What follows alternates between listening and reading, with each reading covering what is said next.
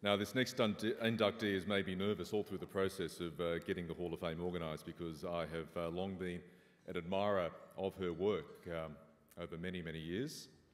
The next inductee is Jana Wendt. Jana Wendt, congratulations.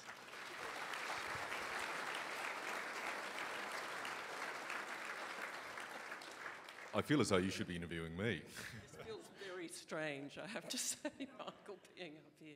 Now, I've read that you blundered into journalism back in the late 70s and early 80s. You started, of course, as a newsreader on 10 Eyewitness News back then.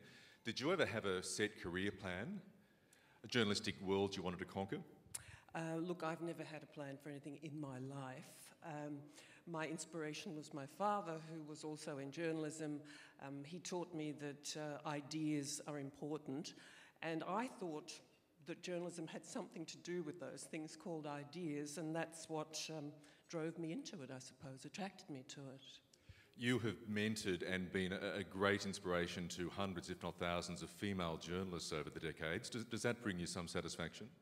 It brings me great satisfaction, although at times I feel very sad for them in a way, because, well, I know my former colleague Laurie mentioned earlier about the thrill of interviewing politicians a while back, and that thrill, if I could put it that way, was because they actually answered questions, because there was no, if I could put it this way, too politically correct speech. They actually answered, and someone like Paul Keating answered directly instead of obfuscating. And often I find young journalists working in the field today are very disappointed because there's so much obfuscation that goes on.